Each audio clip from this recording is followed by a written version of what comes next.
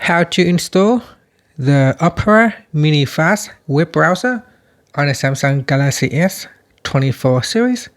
First, tap on the home button to return back to the home screen. Then open up the Play Store from the home screen or in the app screen. Next in here, I'm going to go back to the app screen and then tap on the search text box. In here, type in Opera Mini and then tap on the search button. After that, we tap on the install button right next to the Opera Mini. Now wait for the app to download and install on your device. Now you can see it is fairly quick and the app are fairly small.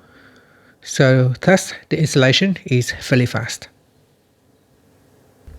Okay, now we can open it. Tap on the open button. And here's a configuring ad blocker, setting up media downloader. And then tap on allow, tap on the continue button, and then tap on continued, and then set Opera Mini as default. So you can choose to set as the default. And in here, you can select Opera Mini, and then tap on set as default. And here choose allow.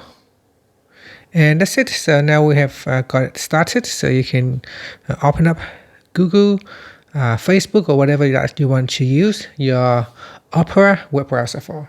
And that's it. Thank you for watching this video. Please like and subscribe to my channel for more videos.